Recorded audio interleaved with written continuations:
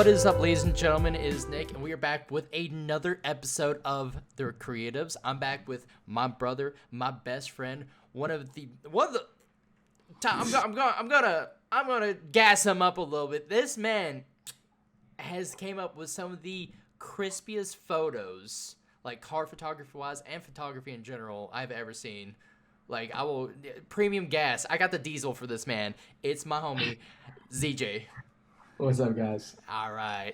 So, me and Zee Jay go back for we're at a decade now, aren't we? I think so.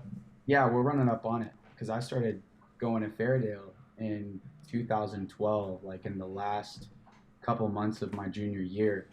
So we became buddies around then because I immediately went to band. So, yeah, man, It's been a wild ride, hasn't it? Boy.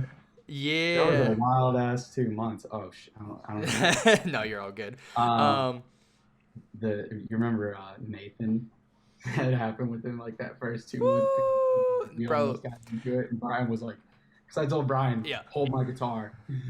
I've actually thought about like getting a couple of us together, sort of doing like the Fairdale stories, because Dude, we got to do that, and then have, if you're cool with it, have alcohol involved, and it be like the drunk podcast, like around the bar, like that would be geez. sick. That'd be crazy. I think if all of us got together for a time like in the future, I think that'd be sick. Like in person, you know, having a couple Jack and yeah. That would be awesome. All right. But so, premise of the podcast, we're gonna go through sort of like tell us about yourself, your journey from the original, like where you started into your creative field, and sort of like how you filtered into where you are now. So tell us about the story, because I know we originally met in band back in Fairdale, sort of like me, you, and Alex from episode 1. So tell us a little bit. Like I know your story, but I want everybody else to hear the story. I should have grabbed a water before you started this because I'm running dangerously low. I forgot to fill my cup up too, so I completely understand. Oh, well, the struggle is real. So, being in band, like I actually wasn't a musician first. I was into the like chronological timeline of my like creative growth into what it is today. Like, I was obsessed with Legos as a kid. You know, we didn't have Minecraft, and that's one of the reasons I loved Minecraft, was because it was like digital Legos minus the mess, and you don't have to step on them and nearly die. So, I was into Legos for the longest period of time, and then like through that, I kind of wanted to draw stuff too, so I started getting into like more illustrative art. And the art classes that we had in the elementary school that I went to were actually very heavily geared towards actual like drawing or painting. It wasn't so much like paper crafts and clay and stuff like that. We did those things, but there was a very heavy focus on actual like drawing on paper, or painting on canvas with oil or watercolors or acrylic paints, whatever. That kind of transgressed into, did you, in elementary school, did you have those like young authors or whatever where you get like this plain white book and you had to like design the cover? Yeah. Yeah. So we were doing those, and that like mixed with the art classes, I really got into storytelling. So I started doing that for a while, and then I just started writing. Like in my free time, I would like write fictional stories. Not to the level that Alex does. Alex is like a whole another level of script writing and stuff. He's this man. Yeah, this man's goated out here. But and then moving on from that, I started playing guitar at 13. That was like when I really stepped into music, because my uncle was a guitarist, still is. But growing up, like anytime I ever saw him, it was typically to go to one of his band's shows. He played in like this Christian metal band. And at 13, I got my first guitar, and then for like a couple years, I really wasn't like super serious about it, because I was a small 13-year-old, but I got a full-size guitar. It wasn't like these junior-size guitars that are out now. So just handling it was like really, really weird, and the amount of like physical growth that I got from 13 to 15, by the time I was 15, I was actually doing pretty crap in school. I got grounded from video games for a really, really long time. And I was going through my first breakup. Mm. So at that point, I was like, okay, well, I'm grounded from anything and everything. I don't care about schoolwork. So what is there to do? And I dug the guitar out of the closet. And that's when I actually got serious about learning how to play. I started learning like really easy stuff at first, like 3 Days Grace, System of a Down, just really basic dad rock kind of stuff. Yeah. And just over time, wanted to advance the playing of it. So then that went on for a number of years. And this is going to make us sound old. I turned 13 in 2007. So we are old. I kept doing music until around 2015.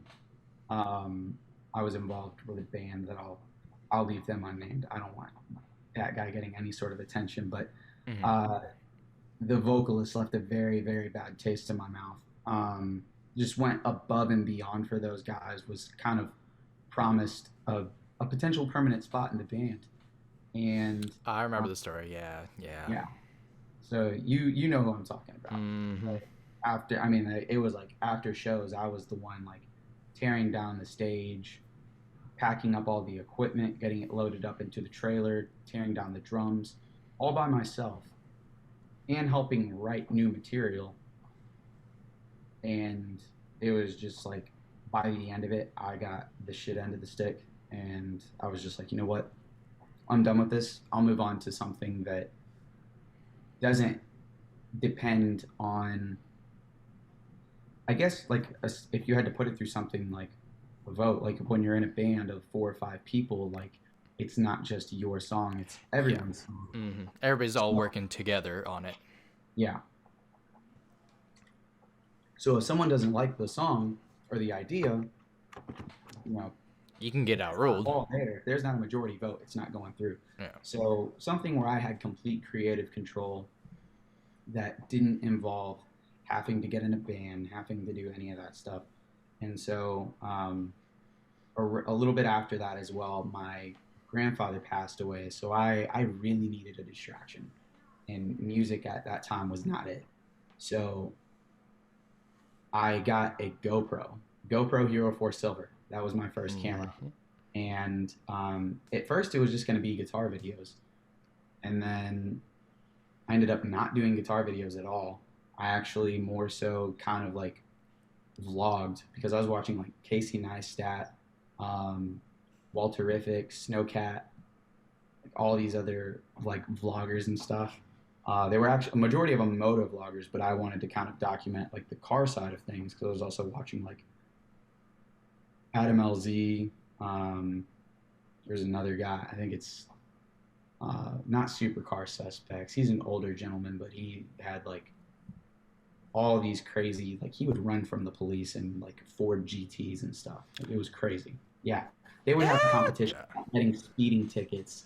Oh, I remember seeing that before. Yeah. Super Speeders Rob. I think that's his name. I think it's Super Speeders Rob. I could be wrong though. But I just wanted to like document, like I was getting more and more into cars as well.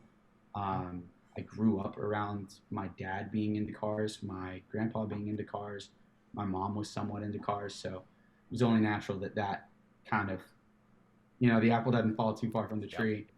So I started getting into cars, started vlogging, and then started watching like cinematic automotive films from like Ben Hartnett, Halcyon, who else? There's so many to name. Some of them I don't even know who made them. It was just seeing them on Facebook and seeing it get shared by the Import Alliance pages, the Slammed Enough pages. Like, I was seeing these. I'm like, how do these people make this stuff? And so I started looking into like what a DSLR was and what an interchangeable lens camera was and who does what do you need for video, so on and so forth, and just really started geeking out. And little did I know that it would turn into more of a career move, because it was literally just a hobby. I wanted to do videos. I didn't actually care for photography at first. I thought it was pretty stupid, actually. Because my uncle's a photographer, and like in my like high school years and even early college, like I would always be annoyed at like I always took my schoolwork around. Hmm. So if I had to stop doing my schoolwork to go take photos, I was just like, this is so dumb. I don't care about this. And Yeah, it then was. yeah, it just kept going from there, and then it just progressed into what it is today. Which is crazy to think about because I remember, you know, in high school whenever we were first met, like all of us, which is still wild to think about because we were all, I feel like we're all so different compared from then to No, now. 100%. Yeah, The it's amount of personal crazy. growth, like I don't, especially from the environment that I was coming from. I was Yeah. coming from a household where like, I mean, you know what I came from. Mm-hmm. So it's like It was to a give rougher. people watching, like I did not grow up in a financially stable background. I did not grow up in an incredible neighborhood. I did not get along with a lot of people at school. Mm-hmm. Had really no kind of adult behind me pushing me and teaching me things that an adult should know. So, or much less even how to behave. So I was pretty immature when you guys met me. I'd say that from the point in which you first met me to now, it's almost like Prince Zuko's character development from the You last know, player. Like it's two completely separate people at this point. that's pretty accurate actually. Like from like general demeanor, from like how you acted, because back then you were, a little bit I was angry. wild. Yeah. I was angry at the world. Yeah, and you sort of come into yourself. You sort of like found your passions, found your things that just push you on a daily basis, and that's probably one of the coolest things just to see like your character grow throughout all of these years because you found so many new avenues and you've just taken them. You haven't second guessed yourself. You haven't said like, "Oh, I don't know if I should take this." No, you said this is what I want. I'm gonna go for it, and it's always been like that ever since high school because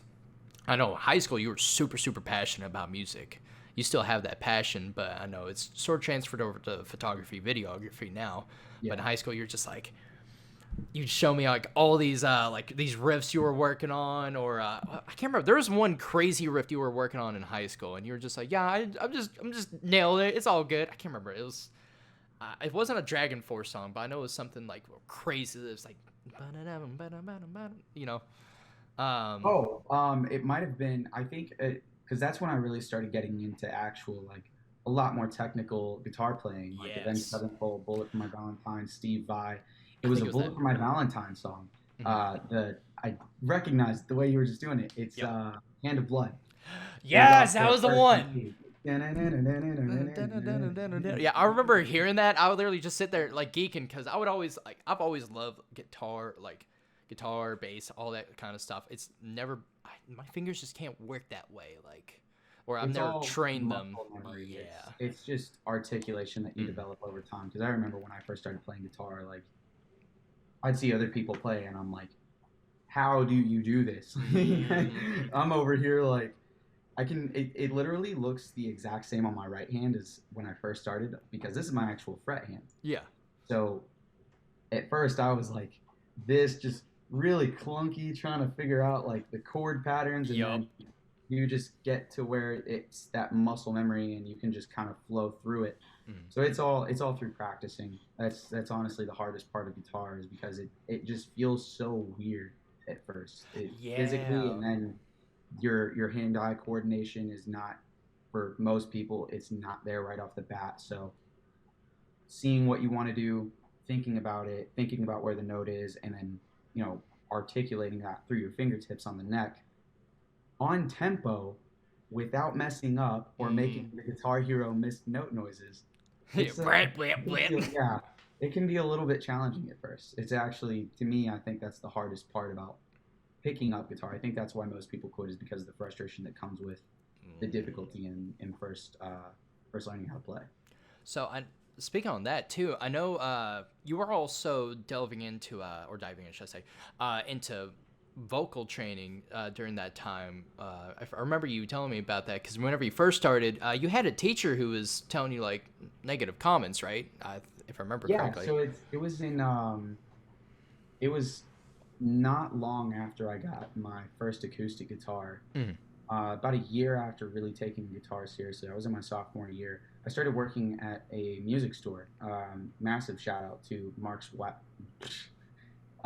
Maxwell at Maxwell's House of Music in Jeffersonville, Indiana. He's an incredibly passionate musician, and he's an even more incredible teacher / role model of someone to look up to, not only from how they play, but just like how he is as a person. Like, he's just absolutely someone that I idolized and wanted to be a lot like, just because of how well he got along with everybody.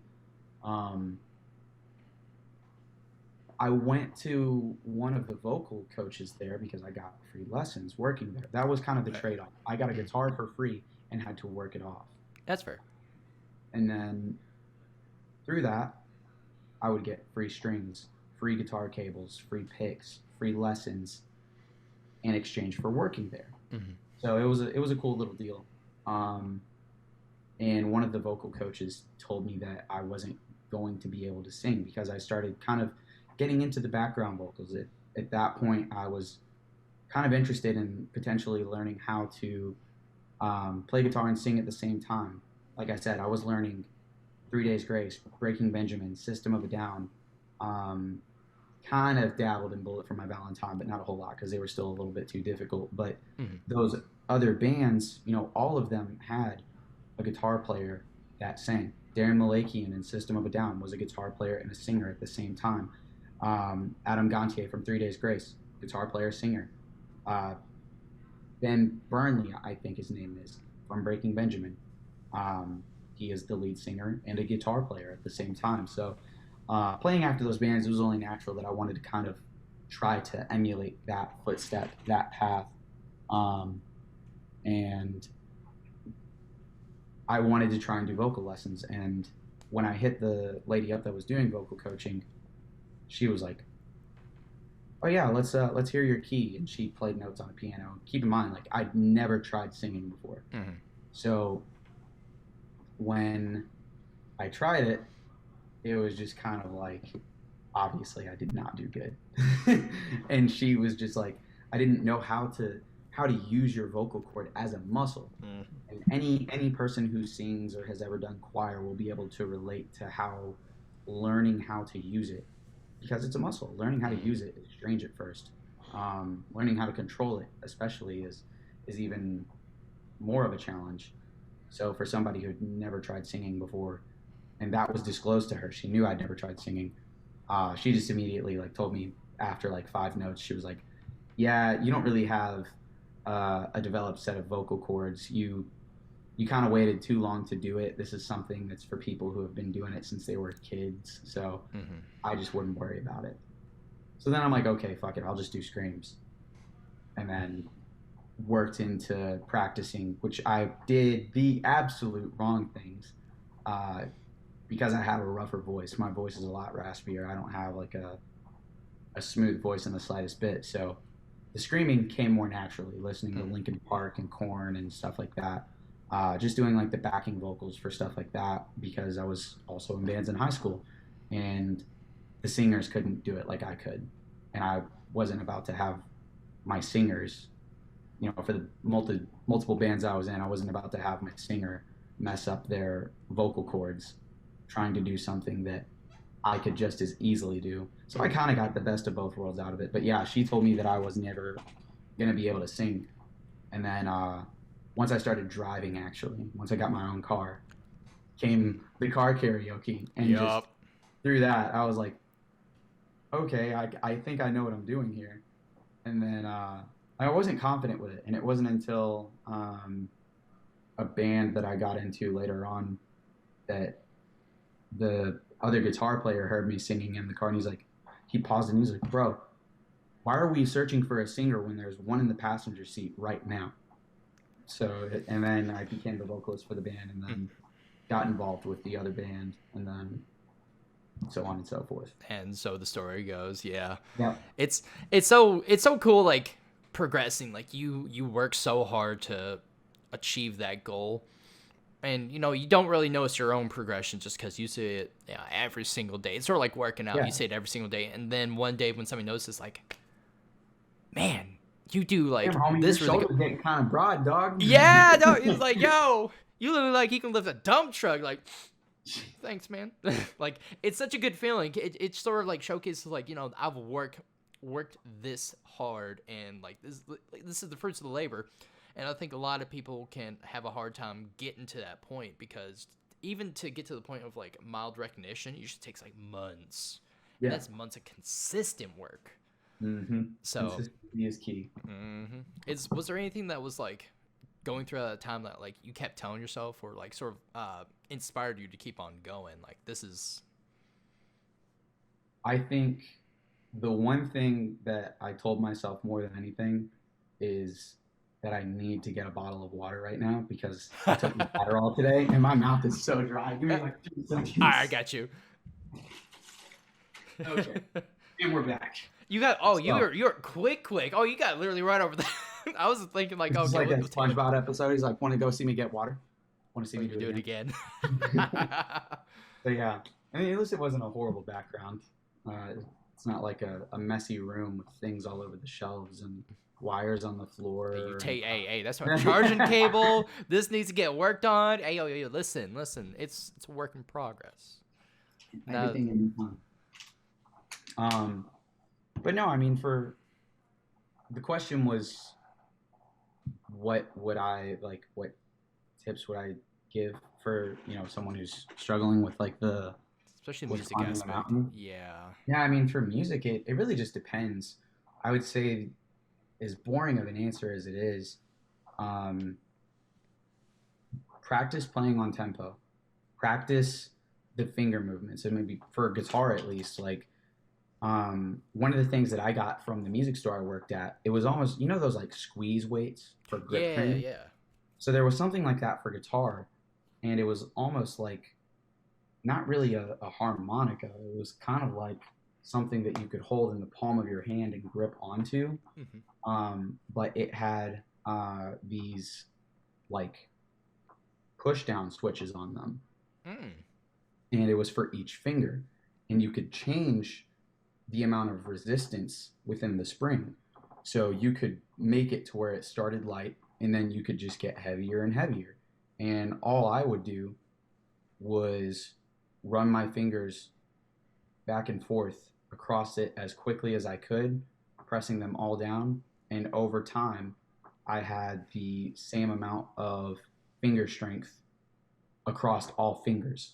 It wasn't like, oh yeah, these 2 fingers are stronger than this one, and naturally they're gonna be. Like the amount of muscle and just flesh in general, the tendons are larger on through your digits. So obviously, like your pinky is not really ever gonna be as strong as like your index finger or your middle fingers, especially when like the thumb is over on this side. The grip that you can get between this kind of a hold and this are 2 completely different things, but you can get the articulation and the muscle memory all running at the same level, which was what I did. I just practiced playing on tempo. I didn't try and hit where the notes were. I would just follow the rhythm of it. And it sounds like something that's so basic, but there's a lot of people out there that don't play to tempo, and they'll be rushing or dragging, and the next thing you know, you're in music class in a movie like Whiplash, and the professor's screaming in your face, "Are you rushing or are you dragging?" And then you get a chair at your head, and then it just goes from there. We were you're driving to practice, and you get hit by a truck. It's all downhill from there. Literally all downhill. It's funny because we were talking about that earlier. Yeah, that's definitely a harder. That's one aspect I probably, as a musician, I was never able to like truly encapsulate, because my tempo, even nowadays, it's pretty tough. So having like a metronome or something in the background in your ear is like super key. The fundamentals are everything, and that is to anything. You're not going to be good at photography and videography if you don't know the basic elements of your exposure triangle. Yup. If you don't know the basic rules to something, you can. And a lot of people, I tell it to people all the time because I get DM'd all the time about, "Hey bro, I might get this camera, I might get this gimbal, thinking about taking out a line of credit for this." And I'm like, all right, for one, as someone who's made that mistake, don't make that mistake. Like, take it from me, don't do it. Granted, I have a business revolving around photography and videography.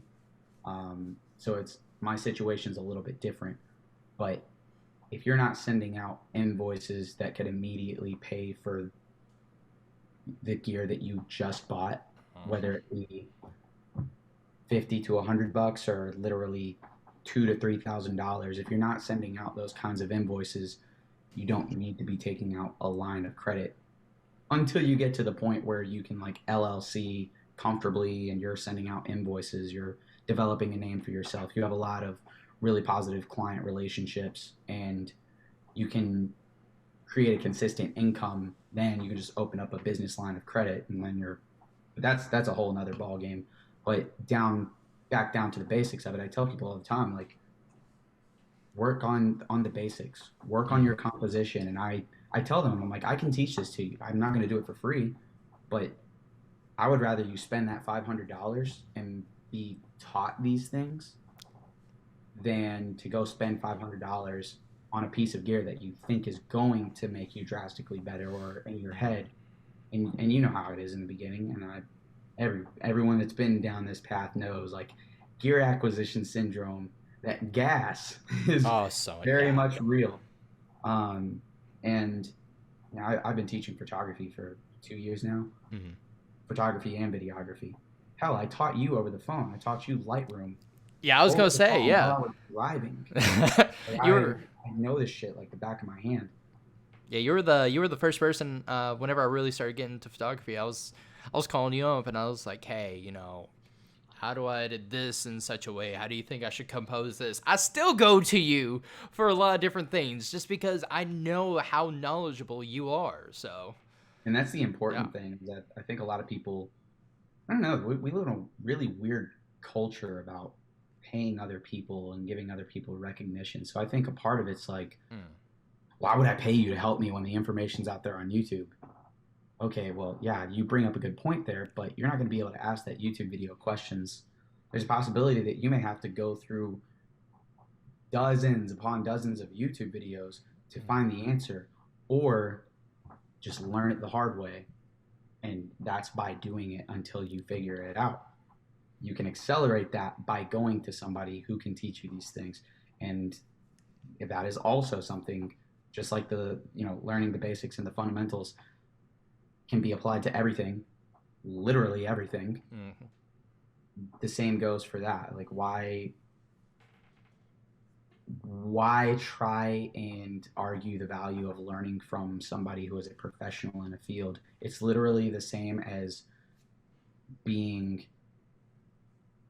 having a mentor for it, or somebody who can help you with a lot of constructive feedback. And that's a lot of the things I tell my students. It's most of the stuff that they have to work on is stuff that is in their hands.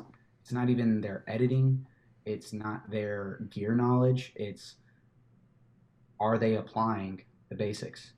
Like keeping your horizon straight. Are you making sure you're shooting in RAW? Do you know how to go and check to make sure you're shooting in RAW? Because I can't tell you how many times I've had students send me a RAW file, or I've requested them to send me a RAW file, and even though they thought they were shooting RAW, they didn't, because they were looking at the wrong thing. Yeah. So then it's just like, all right, let me show you. And then, there's like the rule of exposure and learning how those things mess with your image. Fundamentals on anything, regardless of what you do, practice the basics, nail those in. You master the basics, you're going to master the art form. Oh, yeah. If I learn the basics of engineering or carpentry, I'm going to be able to apply that to a lot of things. And that's with anything. Software engineering, distilling alcohol, photography and videography, music. You learn the basics, you're golden. Everything else will come in, sort of just build off of that too. So it's the same thing we say in whenever you're building your musicality or anything musician wise, you have to run your reps every single day. Run your scales, run your warm-ups. Yeah. You think bodybuilders want to do the same, like, for competition? Exactly that. You're really going to the gym for your skill. These bodybuilders, I mean, yeah, they want to go to the gym. Like, that's a a completely different mindset. But I don't think nobody everybody likes wants to do leg day. Like, let's be practicing is honest. not generally fun. Yeah. Practicing isn't supposed to be fun. That's where you put your skills to the test. Where it gets fun is by applying it Hmm. to what you're doing. If you've learned how to incorporate, a sweeping pick method from your pentatonic scales, and you want to write a song incorporating that and make a sick pentatonic sweep picking song, like go do that. That's where you'll have fun doing it because then you'll know how to execute it. And I Whenever think, I have a new yeah. piece of gear, going out and seeing how it works and messing with it and seeing what I can make, doing a passion project, that's where the fun comes out of it. And I think yeah. Whenever you start executing it, you'll run reps every single day, 3 hours a day. But then you get to that one moment, like you have that crowd in front of you, and you have maybe one song, maybe it's like a 4 or 5 minute song, or maybe it's a set, and you're on there for an hour. But those moments make like the countless hours of practice so much worth it. Because Yeah. I remember seeing you. It was only a small snippet, and I'm still sad because I haven't seen the full video. But whenever you were singing "Simple Man," out for that crowd, and was your stepmom? It was a family member of yours who was recording out in the crowd. Oh no, that was It's random. um, yeah, that was Josh Logan and Olivia Hinken. Okay. Um, they were on The Voice.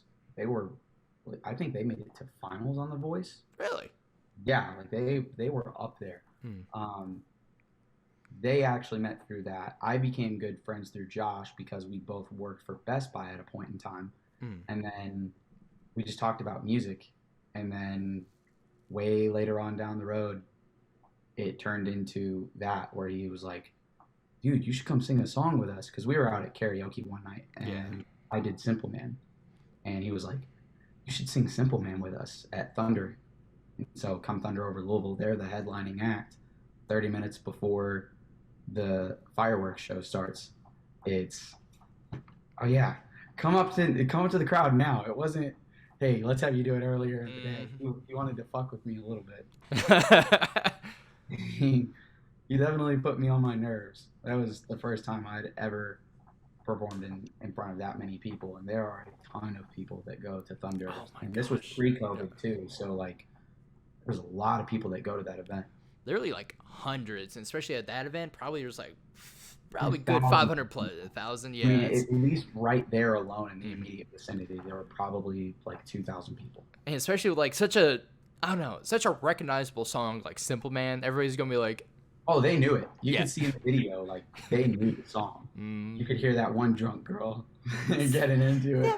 There's no full video, unfortunately. I wish more of it could have been recorded. That was the full thing that they got. Yeah. But yeah, it was Yeah. still fun nonetheless. Yeah, you did so, like, your stage presence was super sick too, because that point, because you were just walking around like usual like singers do, and then I can't remember, you did "Simple Kind of Man," and then you did like you pointed it to the crowd for them to sing it, and you're like, yeah, and everybody got it so was hyped. before "You can do this, oh baby, if you try, and all I want from you, my son," and I held it out, is to be, Yeah. or no. It was, "You'll find a woman and you'll find love, and don't forget that there is a someone," and then they got up above, and then it goes into the chorus. Yup. But yeah, I mean, it was definitely a good song to do for that situation because, like you said, like anyone who listens to rock music in the slightest bit probably knows "Simple Man" because, and "Simple Man" is a song that's gotten big twice. Obviously, Leonard Skinner for making it, and then Shinedown's version of it. Shinedown's. That was decades later. So for a song to be covered and almost re-energized in a newer, presentable way to a younger audience from its previous version, it blows up all over again. And sometimes you don't even need that. Like the one dude on TikTok who was the bald Hispanic guy skateboarding with the cranberry. Yeah. He was listening to, I don't know what the song is called, but sometimes you don't even need that. It's just re-showcasing the song to the world. It was I mean, on people knew what the song was going to be. Yeah, I think it actually got on to like top 10 charts for like a good couple weeks just Mhm. because it was showcased on TikTok like that, which is crazy to think about. And I think that they even shared I think they shared a lot of the money that they made on that when they started getting money for that song again. Hmm. I think they shared it with the guy. That's I a nice know move right they did there. something Yeah. for him. I don't remember what they did, but they did something for him. They definitely went out of their way. Mm. Was there ever a moment, or has there been a moment since you're still active, doing photography, videography, that you've had a couple of people come to be like, "Oh my gosh, I love your work," blah blah blah. I know you go to a lot of different car shows. 2020 with COVID has been, but before then you were still pretty active in going to car shows and the car show scene. What was the question? Oh yeah, it's I must have have you missed it. I'm sorry. I know it's all good. Have you ever had like sort of like people come up to you and say, I've seen your work. You're so sick. I love it. Like at car shows or even just like a general like event you've gone to. Oh, all the time. I've had it in some of the most unexpected ways, and I've also had it on the opposite end of the spectrum. I don't think I've ever had somebody tell me my work was trash to my face, but I've definitely seen like Yeah. screenshots from messages where somebody Mm. was like being buddy buddy with me in person, and then I find out some more stuff, and it's not like I actively look for people who are talking trash to me. It's just like Sort of appears. I do what I do. I got to move to my dream location, which is Tampa, Florida. Yep. For those of you that don't know, we are from Louisville, Kentucky. Nick now lives in Murray. You still live in Murray, don't you? Yep. Yeah, you're down in Murray, Kentucky, looking to go elsewhere, and I went from Louisville to Tampa, Florida, and all of that being based off of what has now turned into a career for me. So at the end of the day, like I've learned to take it with a grain of salt. It's like, yeah, but have you done as much as me? Which sounds like extremely cocky, but it's at the same time, like I think a lot of people just label self confidence as cocky. Like it's important for you to have your own sort of anchor and not allow stupid things like that to get in your head and have you questioning your self-worth and what you're capable of, and what your true value is. Nobody should ever be questioning what their value is with their work, whether regardless of what it is. If you're good at what you do, you're good at what you do. Mm-hmm. But I've had people come up to me at car shows before and absolutely, oh yeah, so your work's sick, dog, blah blah blah blah blah. Mm-hmm. I had it the 9 to 5 that I've got now, which I won't go into what the 9 to 5 is, but I do work a 9 to 5. I don't have a girlfriend. I don't have kids. So it's like, or well, I don't have a wife. I don't have kids. Like I don't have any sort of real family obligations. Mm-hmm. So I can do what I want. And I spend a lot of that time working. Um, but when I interviewed for that job, the guy that interviewed me, he was into cars. And he saw on my resume where it said Zee Jay Digital Media Mm-hmm. before it turned into Zenith Visuals. He was like, "Is this like Zee Jay, the car photographer Zee Jay?" And I was like, "Yeah." He's like, "Dude, your work is so sick, man. I've got a Porsche that I want you to shoot." He had a GT4 918 GT4, something like that. It was a Porsche GT4, and we ended up shooting it. That's sick. It was yeah, it was just like the oddest circumstance. It's like I'm interviewing for a professional job, and my work is still being recognized. Mm-hmm. That's how you So, know it just sort of yeah, transcends. Yeah. but yeah, there's definitely those moments. But like I said, there's times where people try and tell me that I don't know what I'm talking about, that my images are trash, and that's the beauty of something subjective like this, is that there's somebody who will literally argue with you and tell you that my work is garbage, and they will bring up all valid points. It's subjective, it's beauty is in the eye of the beholder. And then there's other people who will literally argue with that person with a whole other list of valid reasons as to why my work is good. So when you embrace that concept of it and you anchor yourself, you recognize your own accomplishments. Not saying be the dude that The Bradley. strokes his own ego and brags and just has to, hey, look at what I've done. And it's like, Look at my be that guy, accomplishments, bro. but understand that it's okay to give yourself the credit that you deserve, especially if you've been putting years and years and years into your craft. Like, it's important to recognize how far you've come. It's important to recognize your capabilities, because if you don't, you're not going to be able to look back and be like, damn, I've come a long way. Mm-hmm. It's the best feeling in the world is going back and seeing your old work and saying, wow, I took the time, I went through the trials and tribulations to get to this point where I'm at now. And it's the best feeling. It takes a while. It takes a while to get there, but after you go through it, you just say, it was worth it. Yeah. I mean, it's a journey. I think that's where more of the I think a lot of people will find that the journey is more fun than the destination itself. You know, all the people that I've met, the things that I've learned, the opportunities that I've had, the story that photography and videography has behind it, for me, is more important than where I currently sit with it. Mm-hmm.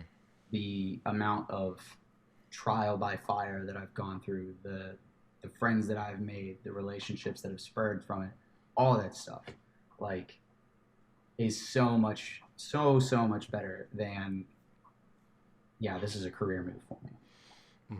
100%.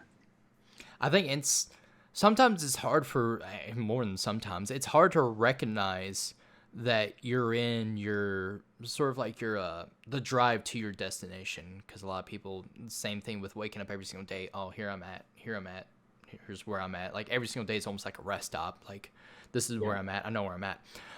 But it's hard to see that, really self-reflecting, and say I'm in the middle of my drive to my destination. I haven't gotten there yet. I still got a little bit more to go, but accepting that and just saying, like, I still got to keep driving. I still got to keep pushing. Yeah.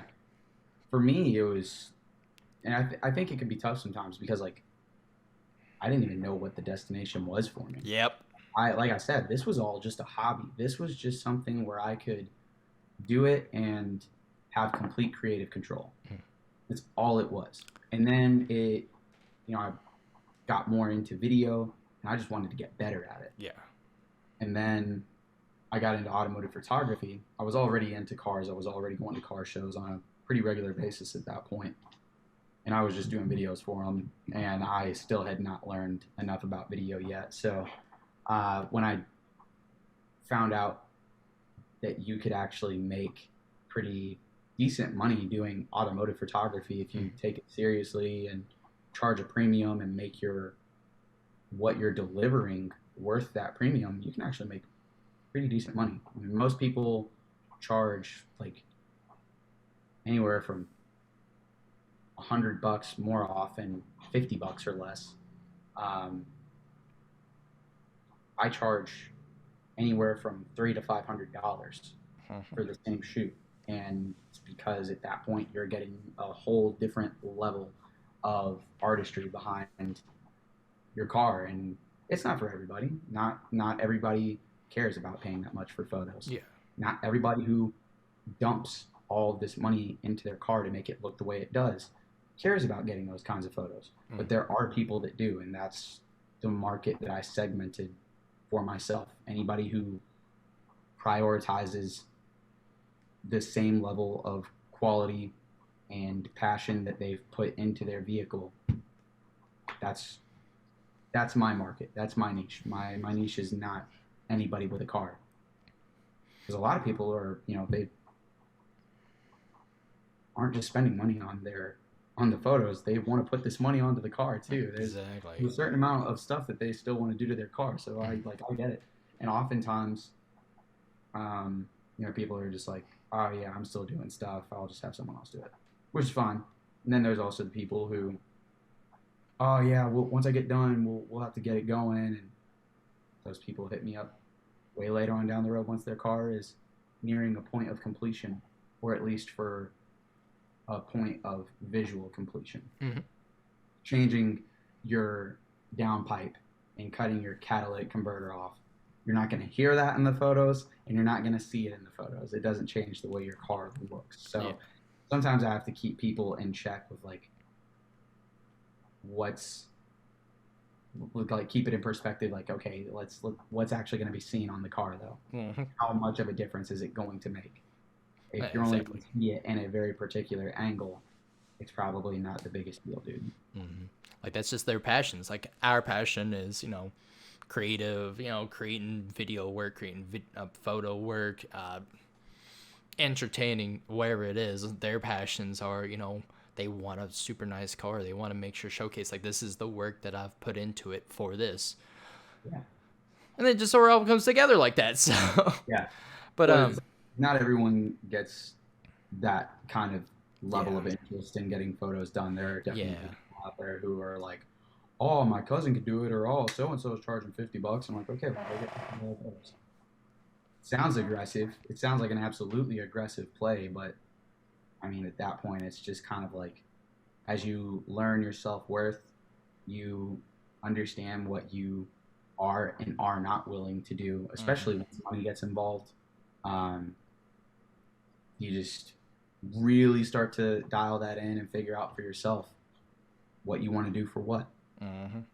And at some point, you hit a level of recognition of self-worth to where you're not willing to compromise on it or less. Exactly. At least not unreasonably less. So do you have any big moves that you can talk about that you're planning on doing? I know there's some, some things in the works. You got to keep it a little bit low key right now, but do you have any big events you're planning on going to? I know COVID restrictions are a little bit but restrictions never stopped me. Someone's probably going to say something in the comments or something and talk about like, so when COVID hit, I did not change anything.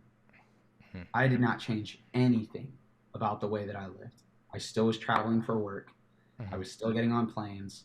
I was not wearing a mask unless I literally absolutely had to in order to be able to go in like grocery shopping or something. Then yeah, I wore a mask. If I went into the airport, yes, I wore a mask because that is like mandated at a federal level, not a state level. The FAA doesn't give a shit what state you're in.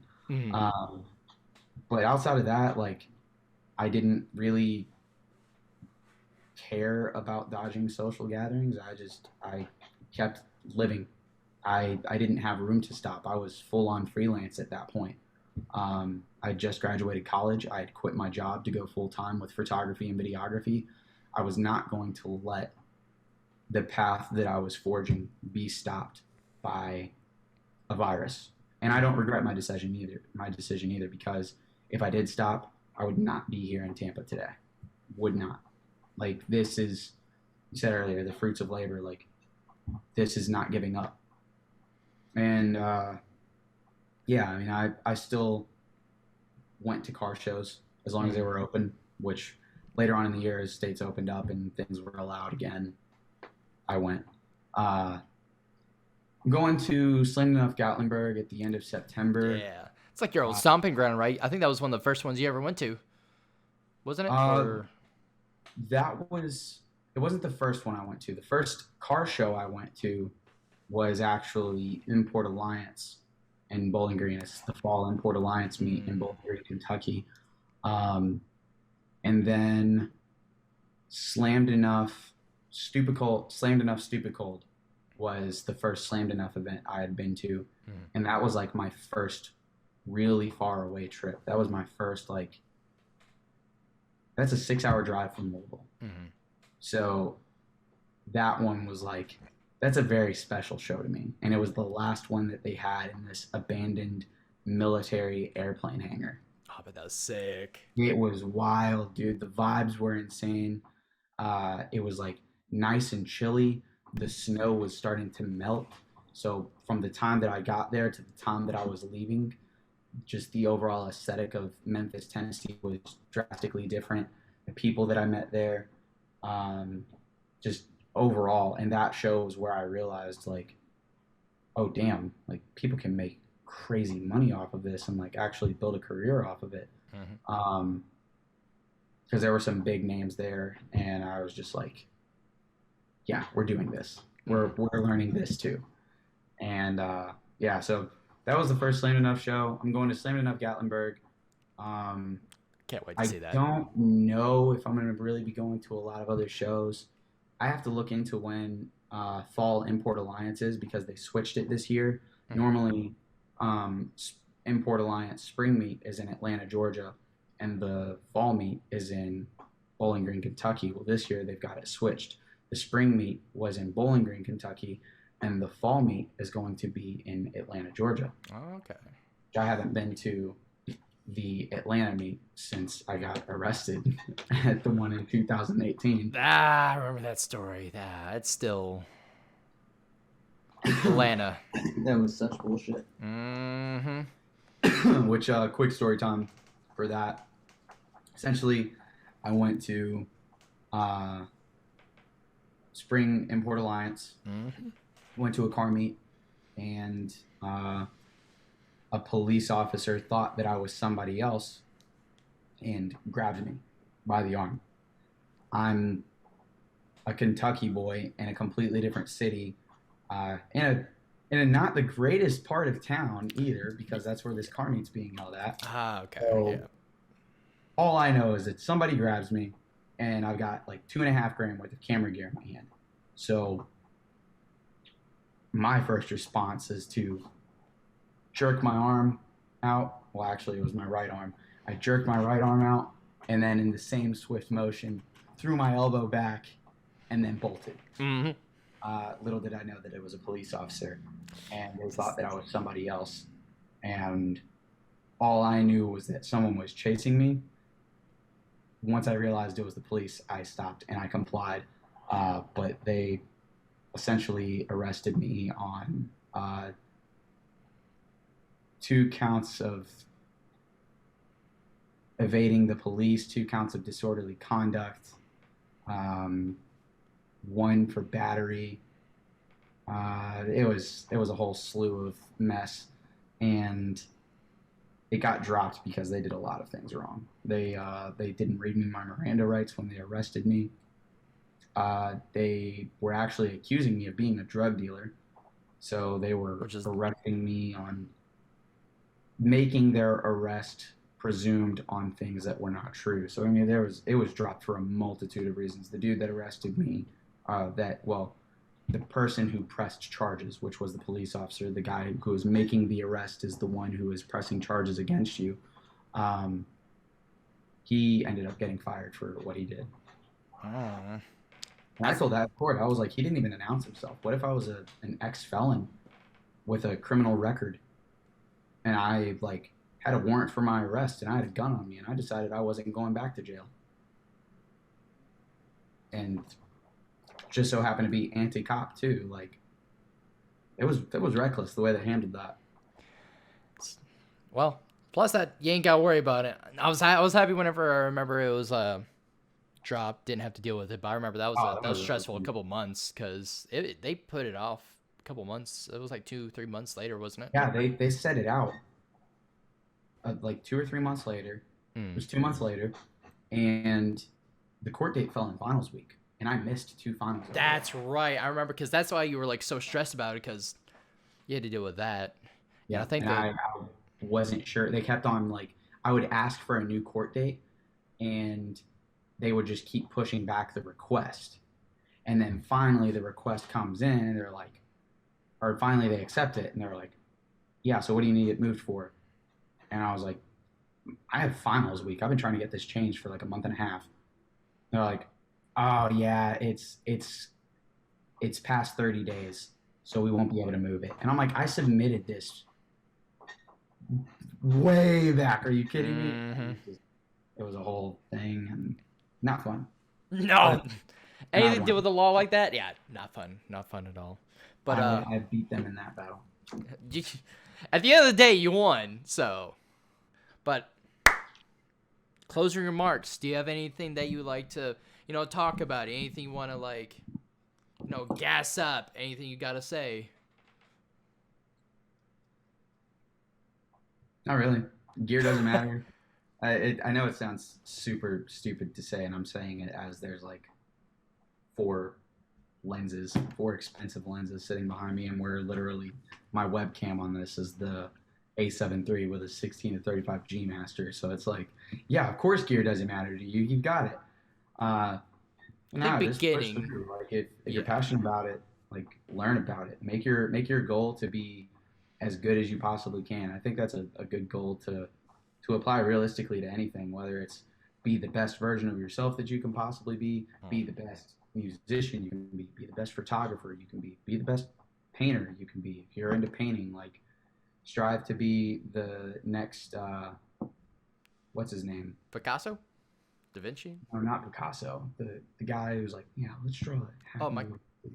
Michelangelo? No. Bob something. He had a painting. Oh, Bob Ross. Yeah, Bob Ross. Yeah. Next Bob Ross. Bob Ross is a homie. Hell yeah. But yeah, don't let people drag you down. Don't question your self-worth. Practice the fundamentals. Do it because you love it. All right, that's what I like to hear. All right, Zach, Zee Jay, my brother, thank you so much for coming on to the podcast. I hope I will see you again very soon. You never know. Maybe I'll take a trip down to Florida. Maybe we'll come up to Kentucky. Maybe we can do this live. Get this around the bar going. You know what I'm saying? Yeah, have drunk podcast. Oh, that would be. That would be funny. The stories, the fairy tale stories, like they are like, it's like releasing the darkest, deepest depths of secret. Oh, it's opening the floodgates for sure. Oh There's my gosh, a ton of crazy stories that I can think of that I have gone through myself, and also other stories that I've been told. Like, it'd be wild if we got the group together. It's gonna be hilarious. I'm actually gonna go ahead and pitch out to the other guys. Like, yo, if we're trying to all get together sometime for like, I don't even know what we could call it, like the Band Kid cast or something, like, or like. You could literally call it the drunk podcast. The drunk talk to it, because that's like. You say liquor, I'm in. Like, pretty much. You get to see people change, like you get to see how people are when they're drunk. It's usually pretty comedic, unless you're that guy who's got a bunch of anger issues and can't have a shot of Fireball without trying to punch someone in the face. Yeah. Yeah. Don't be that guy. I can't drink Fireball anymore. Not because of that, but just that's another story for another day. Anyways, thank you all so much for coming on by the podcast today. Make sure to follow Zee Jay on all his social media. Zee Jay Digital Media on Twitter, isn't it? Yeah, it's Zee Jay Digital Media on Twitter. ZJ.me. Instagram is Zachary_James for like more of the personal content, and then ZJ.me, the automotive content. Yeah, I'll just send you everything, and you can link it, because this is going on YouTube, isn't it? It is indeed. It's going to go on there, and it's going to go on Spotify, and hopefully Apple. For everything in the description as well. Yeah, that'd be perfect. All right. Thank you all so much for coming by the podcast today. Make sure to share this to all your friends, all your family. If you're watching this on YouTube, youtube.com/user/clearlynotnick. Make sure to drop a like, drop a comment. What has been your favorite part of the podcast? Yeah, y'all are amazing. Y'all are fantastic. And you all have a good one. Stay classy.